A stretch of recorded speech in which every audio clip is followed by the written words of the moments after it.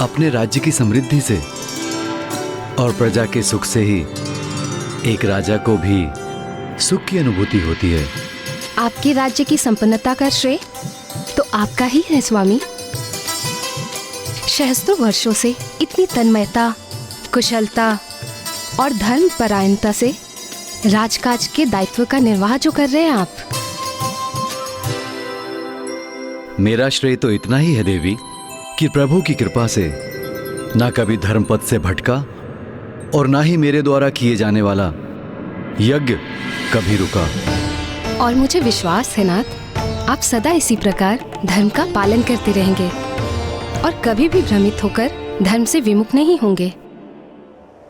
राजा देवोदास, माना कि आप बहुत ही धर्मपरायण हैं, न्यायप्रिय नेक शासक भी हैं, किंतु आप एक मनुष्य भी हैं और मनुष्य अपने धर्म के प्रति कितनी भी निष्ठा क्यों न रखता हो, उसकी कोई ना कोई दुर्बलता अवश्य होती है।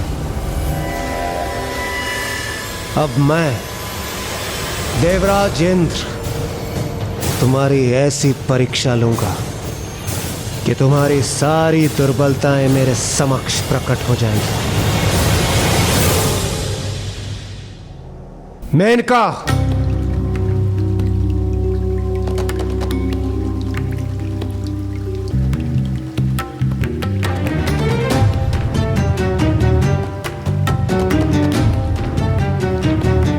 मेनका, मेनका, मेनका,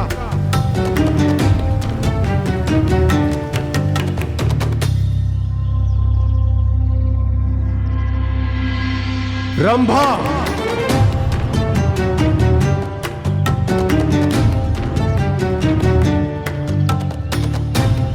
रंभा, रंभा, रंभा। प्रणाम देवराज।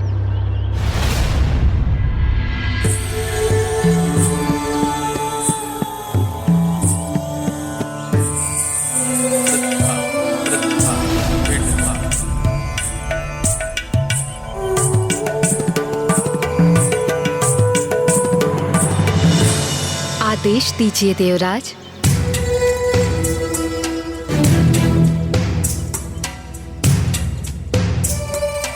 मैंने आप दोनों को यहाँ एक महत्वपूर्ण कार्य सौंपने के लिए बुलाया है।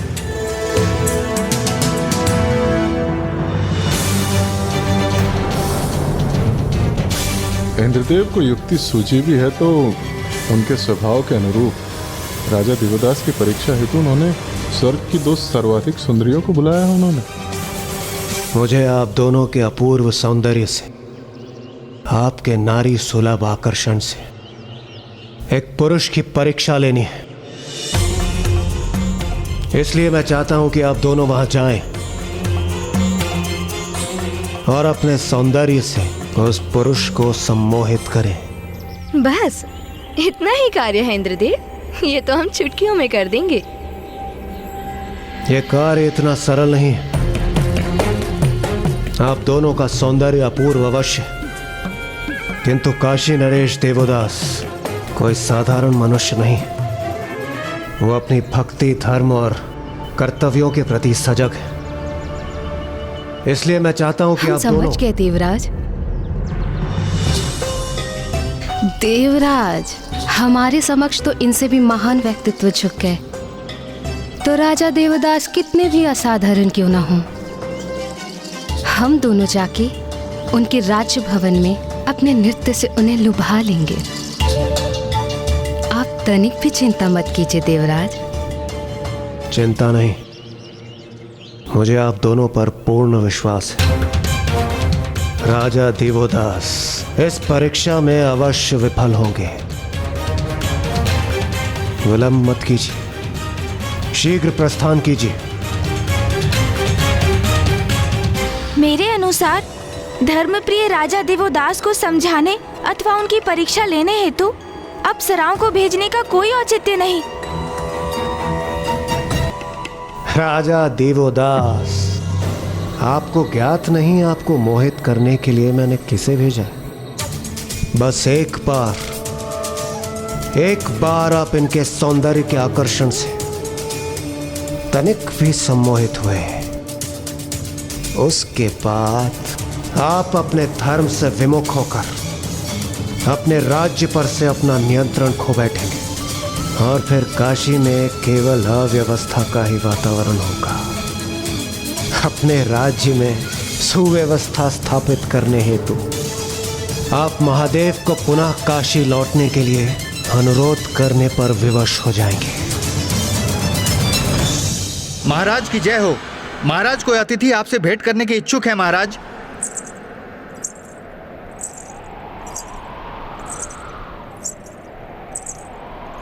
ये किसके पायल की ध्वनि है?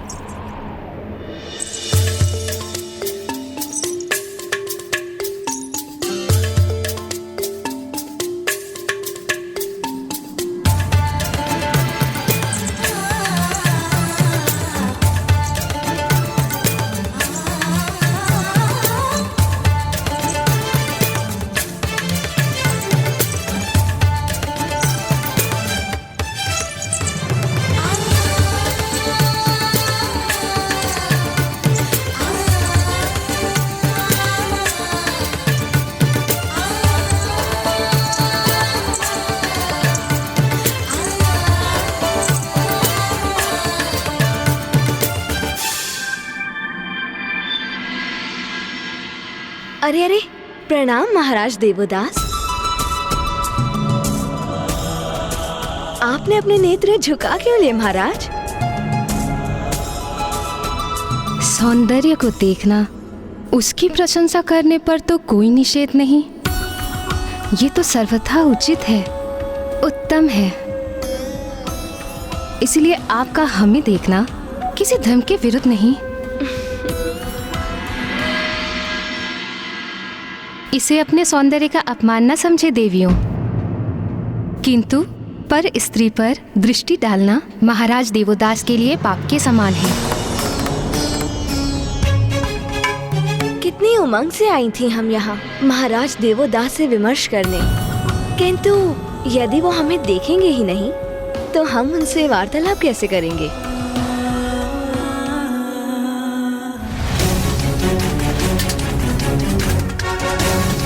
बस कुछ ही समय की बात है देवदास। रंभा और मेनका के सौंदर्य के आकर्षण से तुम्हें वशीभूत होना ही है। तुम्हें आभास भी नहीं होगा और तुम सम्मोहित हो जाओगे। वे हमारे मुख को नहीं, हमारे चरणों की ओर देख रहे हैं, किंतु कोई बात नहीं, हमारे चरण ही पर्याप्त हैं इन्हें मंत्रमुग्ध करने के लिए।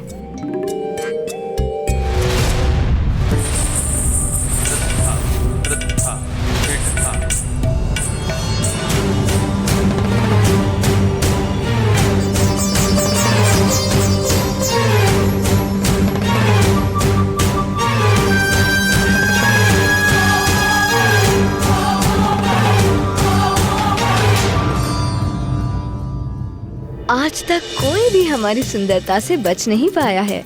मुझे ज्ञात था राजा देवोदास भी स्वयं को रोक नहीं पाएंगे।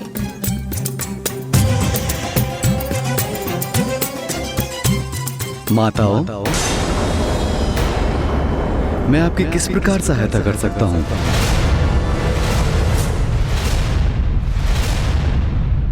यदि आप हमारे सौंदर्य को एक बार अपनी दृष्टि से देखेंगे तो आप हमें माता नहीं सुंदरी कहकर संबोधित करेंगे।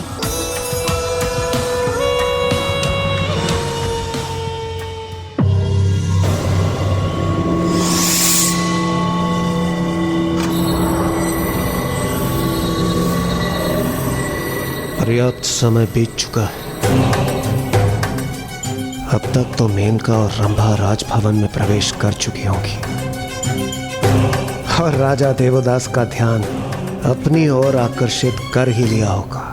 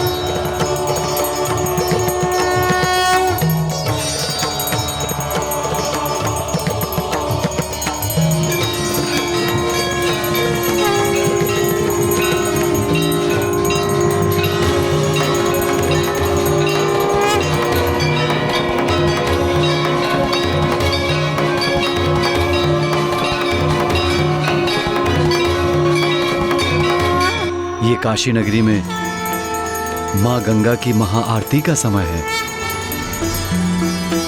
ये वो समय है जब संपूर्ण काशी नगरी भक्ति भाव से ओतप्रोत हो जाती है। क्या इसका सौंदर्य सबसे अनूठा नहीं, सबसे अद्भुत नहीं?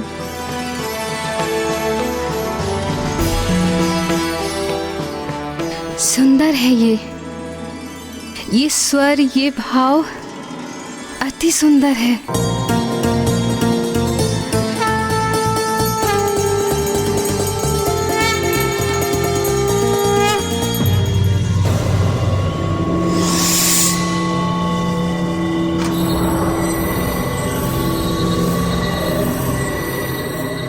यहाँ खड़े प्रतीक्षा करने से मुझे कुछ भी ज्ञात नहीं होगा।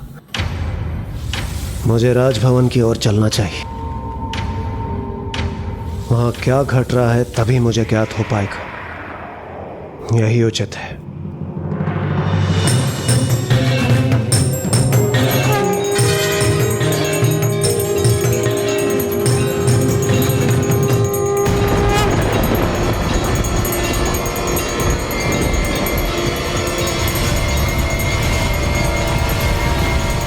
ये मेनका और रंभा तो यहाँ इन ऋषियों के साथ आरती करने लगी। यही तो काशी की महिमा है। वो सभी के हृदय में भक्ति जागृत कर देती है। आप सर्वथा उचित कह रहे हैं गणेश जी, किंतु अब इंद्रदेव के परीक्षा रूपी योजना का क्या होगा?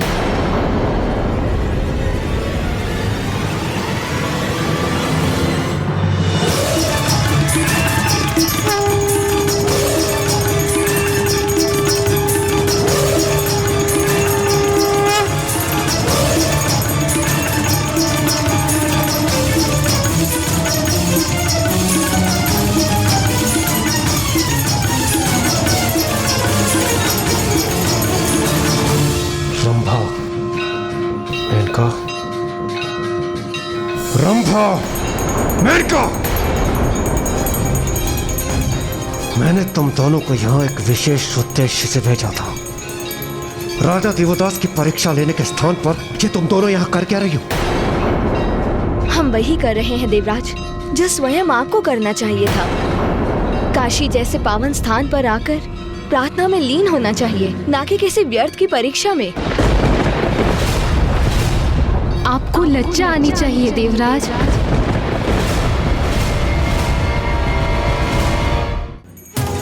राजा देवदास जैसे धर्मनिष्ठ और कर्तव्यपरायण राजा को हमारे सौंदर्य से सम्मोहित करवाने का प्रयास कर रहे थे आप।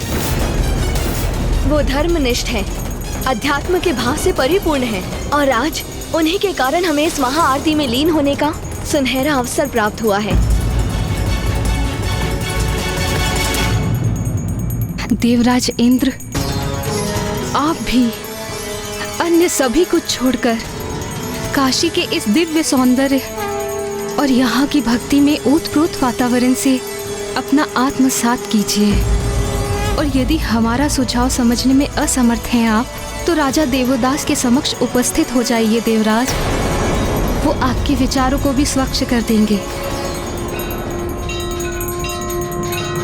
मायावी राजा देवदास ने तो संपूर्ण काशी को मंत्रमुग्ध कर रखा है।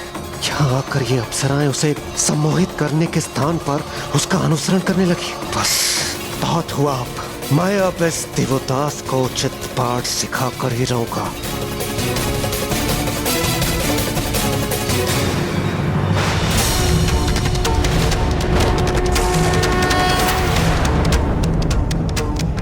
नहीं, ये इंद्रदेव करने क्या जा रहे हैं?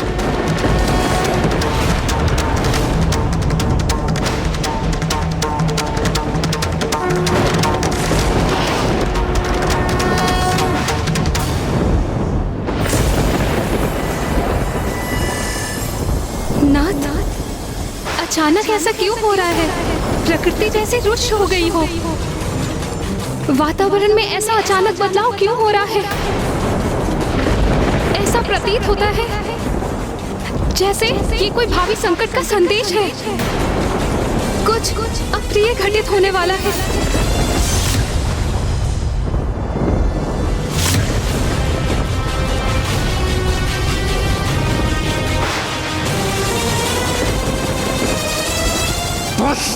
देवदास, बस बात हुआ। मैं तुम्हें काशी पर अपना एकाधिकार स्थापित करने कदापि नहीं दूंगा, कदापि नहीं। काशी महादेव की है और महादेव की ही रहेगी। अब तुम देखना, मैं अपने प्रभाव से ऐसा प्रकोप उत्पन्न करूंगा कि तुम महादेव से पुनः काशी लौटने की भीख मांगोगे।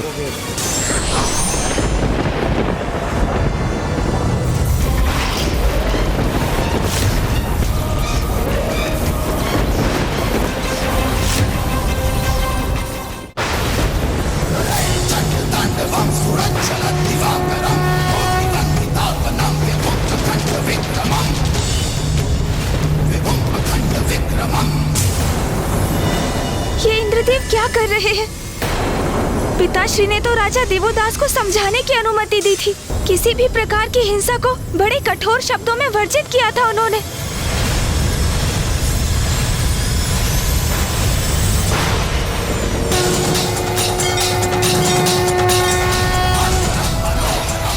ऐसा विस्फोट उत्पन्न करूंगा कि तुम्हारा ये राजपाट, तुम्हारा ये स्थान काशी से विलक होकर कहीं दूर चला जाएगा। मुझे वहां जाकर इंद्रदेव को रोकना चाहिए।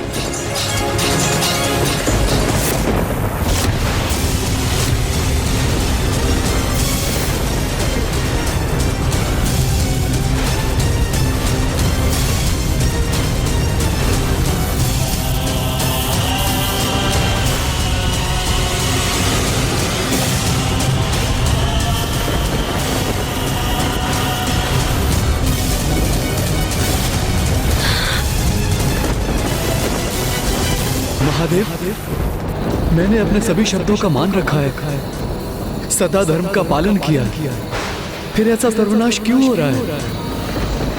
मुझ पर कृपा कीजिए महादेव, कृपा कीजिए, मेरी सहायता कीजिए महादेव, सहायता कीजिए, मेरी सहायता कीजिए महादेव, सहायता कीजिए।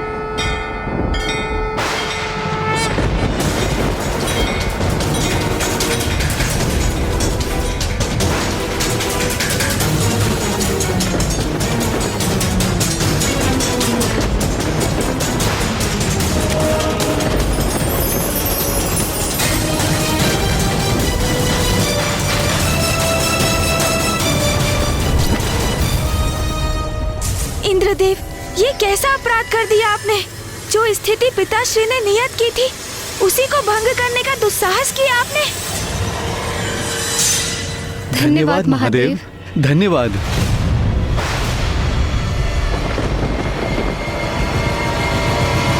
इंद्रदेव, इंद्रदेव,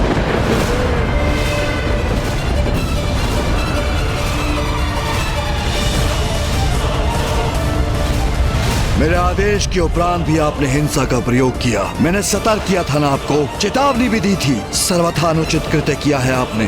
अभी यहाँ लौटिए, इसी क्षण।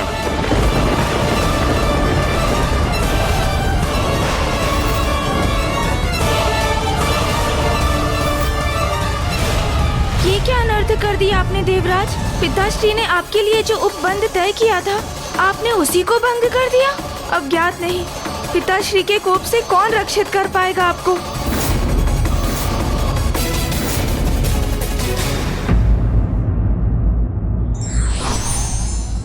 धर्म पथ पर अडिग होकर चलने वाले को कोई सरलता से भ्रमित नहीं कर सकता।